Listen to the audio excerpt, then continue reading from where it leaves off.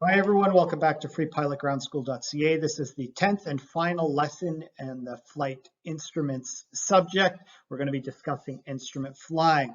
So there's quite a bit of overlap between this subject for your written exam and this subject for your flight test. So you'll probably come back to this sometimes when you do your flying training, but we'll get started now. So somebody did a study to find out how long does it take the average non-instrument rated pilot, once they've lost visual reference to the ground, how long can they be expecting to live? And the average life expectancy is 178 seconds. And I'd like you to watch this video. It's a bit old, and I'll be honest, it's a bit melodramatic, but it does serve a really good purpose in that it shows what somebody would go through that does not have any instrument training. And that's really the purpose of this lesson on instrument flying. Let's be honest, I guess it's to scare you straight into not flying into instrument meteorological conditions without the proper training and without the proper equipment. The sky is overcast and the visibility poor. That reported 5-mile visibility looks more like 2, and you can't judge the height of the overcast. Your altimeter says you're at 1,500 feet, but your chart tells you there's terrain in the area as high as 1,200 feet. Still, you've flown through weather like this before, so you press on. You find yourself easing back slightly on the controls to give yourself more clearance. Then, with no warning, you're in the soup. You peer so hard into the mist that your eyes hurt.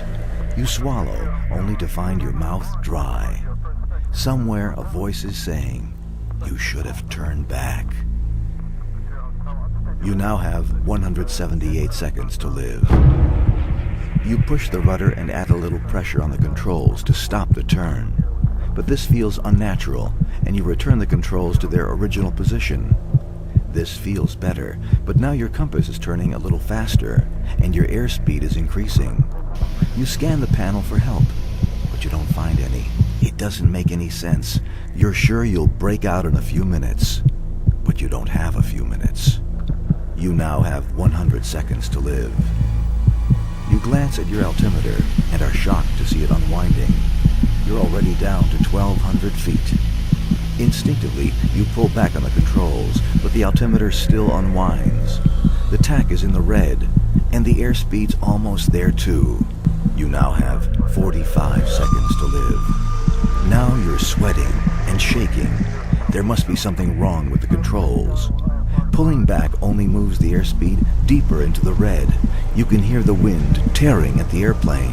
You have 10 seconds to live. You see the ground. The trees rush up at you. You can see the horizon if you turn your head far enough, but it's at a strange angle. You open your mouth to scream.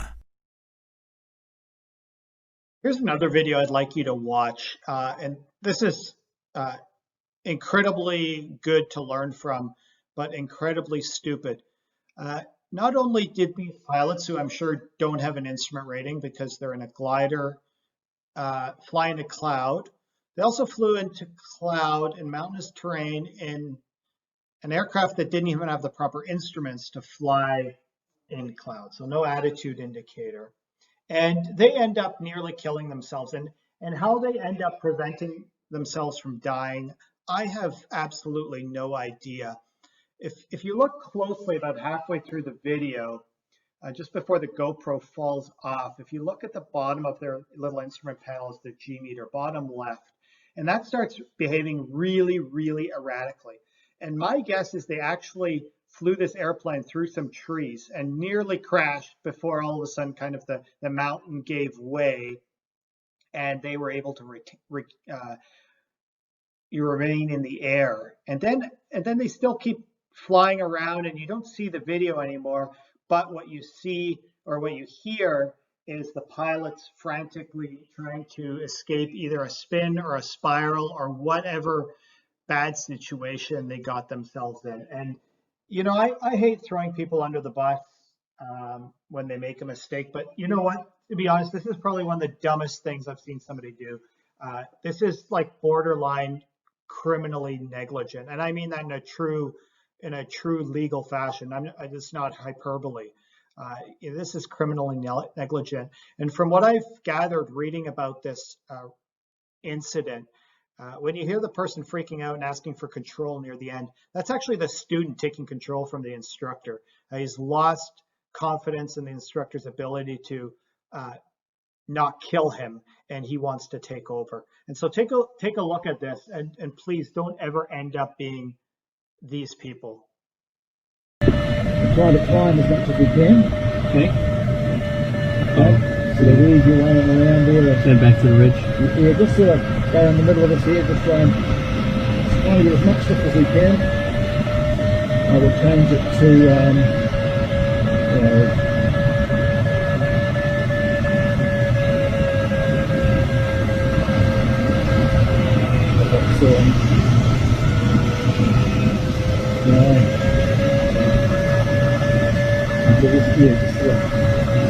we're doing alright, I think. Navigate. Go to... There's the Hong and I did. Yeah, I'm just driving, fielding here at the going through. Fielding on there. I've got the station point of time. We've got making foot. We've got a final glide too there, so that's okay. Okay. So we'll try and climb as much as we can here. 4,500 feet will be better. Okay. We can get it. I'll pitch for that. Looking good.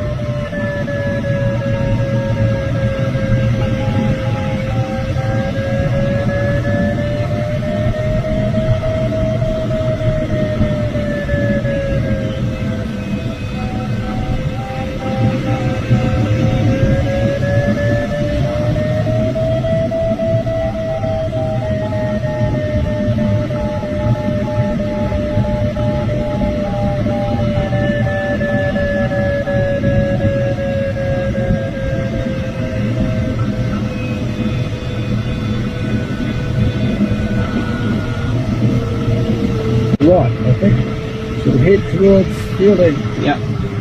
Should be out this way. So I'll be 236, I think, so come around a little bit further. We'll have to go over the top of this ground, I think, if we're going to go over it. Yeah, we'll go up there. Go through that gap there. We just don't want to blow over the hill as well. Yeah, so we need to get ourselves.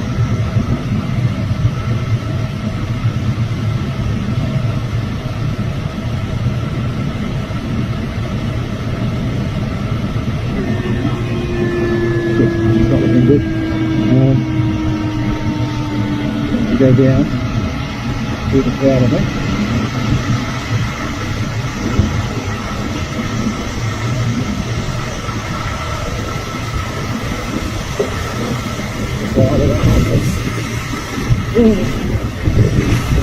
Oh, There we go. I got it.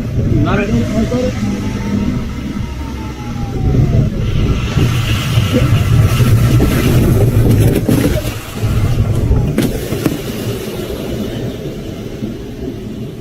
Trouble, mate. Oh, fuck. Right, nose down. Where are we? Well, I've got it. Alright, we're pitching. Oh, shit.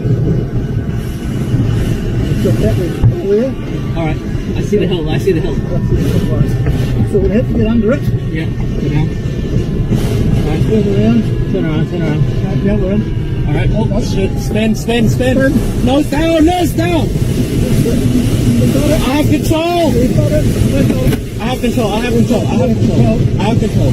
Let's get out of here. Yeah, I have control. Right. Let's go get out of this hill. Down here. I have control.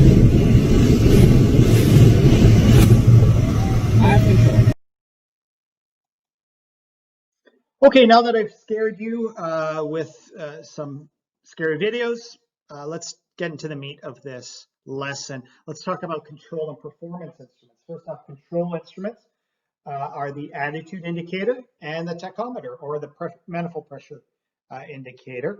And the second instruments that we have, we'll call them performance instruments, how the aircraft's performing.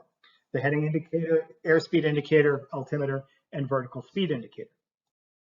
When we fly in IMC, instrument meteorological conditions, or in cloud, we always do what is called a selective radial scan. This scan is a systematic process of observing and interpreting aircraft instruments. And the way I usually explain it is you think of a hub and spoke type system. You look at each instrument for 1 second and then move on to another instrument, and you keep going back and forth. Let's say we're in straight level flight or in a turn. The hub of our selective radial scan is the attitude indicator. That's the instrument that we're constantly coming back to. The spokes, so to speak, are going to be our heading indicator and our altimeter. So if we're flying along straight and level, we look at our attitude indicator for a second, interpret what it's telling us. Oh, we're straight and level. Look down to our heading indicator, interpret it. Are we on our correct heading? Yes or no? Okay, we are. Back to the attitude indicator. Interpret that. Altimeter. Attitude indicator, heading indicator. Attitude indicator, altimeter. And then every so often, we just look at our airspeed, make sure it's all right. Every so often, we look at our turn coordinator and our vertical speed indicator. And then we might, every 30 seconds or so, we might also take a look at our GPS or our engine gauges. This systematic scan is the same for both straight and level flight and turns. We modify the selective radial scan if we're in a climb and a descent. In this case, our hub of our selective radial scan is still the attitude indicator, but we're going to alternate between looking at the heading indicator and airspeed indicator to make sure that we're flying the right airspeed for the climb and descent. So we look at our attitude indicator, heading indicator, attitude indicator, airspeed indicator, attitude indicator, heading indicator. Then every so often, we're going to look at our altimeter as we're approaching our target altitude, as well as the vertical speed indicator.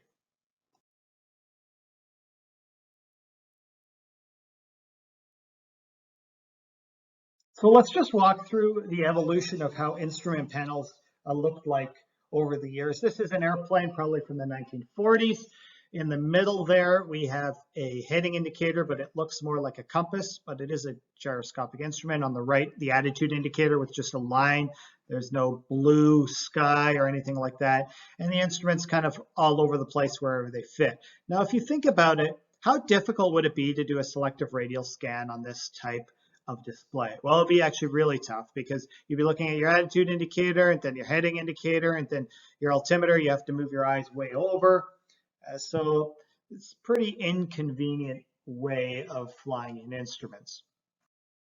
As time progressed, they changed the layout and standardized it. This is called a 6-pack or the instrument T, the T being the airspeed indicator, attitude indicator, altimeter, and then the bottom of the T is the heading indicator. But you will notice that this layout of instruments is identical on every airplane that you will fly, whether it is a Cessna 150 or a 737. Okay, newer generation with an EFIS, an electronic flight information system. We still have the attitude indicator. It's bigger, it's a screen, it's in the middle. On the left, the airspeed indicator. On the right is the altimeter. And then the bottom, we actually have what's called an HSI or an electronic HSI, which is a heading indicator. And then overlaid on the heading indicator is a VOR or ILS. And then on the left, there's no turn coordinator. That actually has a radiomagnetic indicator, an RMI. The reason for that is because the turn coordinator information is displayed within the attitude indicator. On the right, bottom right, is an electronic vertical speed indicator. So you can see the layout is pretty much the same. Okay, let's look at something modern. We'll look at the left one first. In the center, we have our attitude indicator, our left, our airspeed indicator, our right, our altimeter. And if we look on the right side of the display, this is looking through a heads-up display. And if you can figure it out, it's still identical to our 6-pack that we saw in our Cessna 150. In the center, we have an attitude indicator. The attitude line's just right at the horizon. You'll notice that. So it's an artificial horizon, and bang on, it's right on the horizon.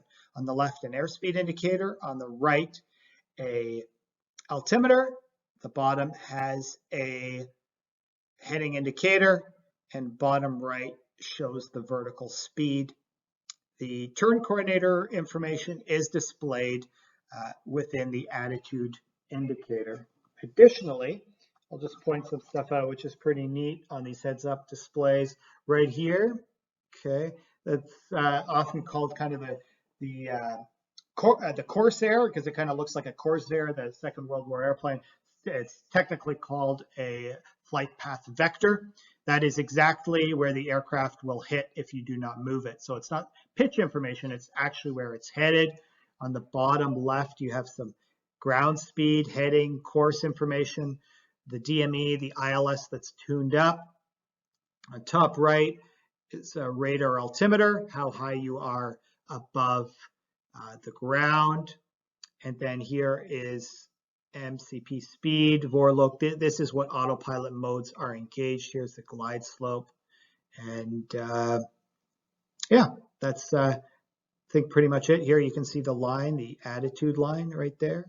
Okay, so it gives you a lot of information in this unit, and you're always looking outside.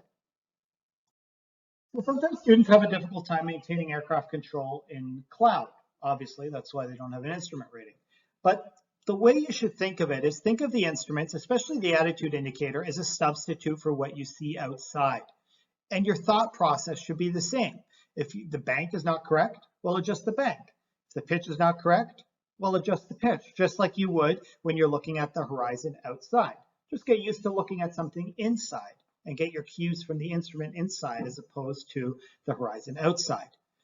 When you're flying in instruments, you want to make smooth but deliberate control inputs. You never want to be jerky and all of a sudden move the airplane suddenly in a position. However, you must be deliberate. Just because you need to be smooth doesn't mean you don't do anything.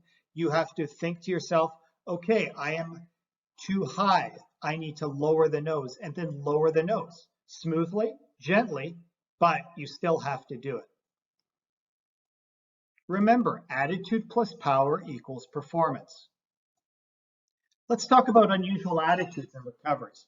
So obviously, when you're in cloud, you want to make sure that you maintain flight within the proper flight envelope. You don't want to end up in an unusual attitude, because let's be honest, once you're in an unusual attitude, to get out of the unusual attitude is really, really difficult, and it's probably game over. So you're best off just being straight and level, or gentle climbs, descents, and turns. But here's an example of a nose low attitude. You can see the airspeed is high, the bank slightly wings to the left, very nose low, and you see a high vertical rate of descent. The way to recover, same as a spiral dive recovery. Reduce the powered idle, level the wings, raise the nose, and return to cruise. Here's an example of a nose high unusual attitude. You can see the airspeed is decreasing. The attitude is nose high. In this case, we're in a turn, and the vertical speed indicator is indicating a climb. A nose high attitude recover, lower the nose, add power to regain speed, level wings, and return to cruise. Let's review. Avoid instrument meteorological conditions if not properly trained and equipped. So that's, you have an instrument rating and you have an aircraft that's equipped for instrument flight. You want to use a selective radial scan. The attitude indicator is your focus or your hub. The attitude and altimeter are primary instruments for turns, as well as straight and level flight. And the heading indicator and the airspeed indicator are primary instruments for climbs and descents. Okay, let's go through a couple sample test questions. The first one, it's a bit of all answers are correct. Which one's the most correct answer? A, which is, what is the most important principle when flying in the cloud? A, trusting your instruments. Yeah, that's very important. B, avoiding icing. Well, yeah, that's important. C, getting proper training. D, ensure that you have navigation aids. So they're all actually correct, but which one's the most correct? Well, I would say trusting your instruments is going to be the most correct answer. If you could only have one instrument to fly in cloud, which instrument would you choose? A, heading indicator, B, attitude indicator, C, turn coordinator, D, airspeed indicator. Well, I would choose the attitude indicator. So remember, the attitude indicator acts as a hub. We always come back to it after we've looked at other instruments. If you can maintain straight level flight, you might be able to get yourself out of trouble. But if you can't maintain straight level flight, let's say you only have an airspeed indicator, being at the correct airspeed is not going to help if you're turning. That concludes this lesson on flight instruments. It's our last lesson. Actually, the next lesson is technically the review. Thanks for joining me. I'll see you in the review lesson.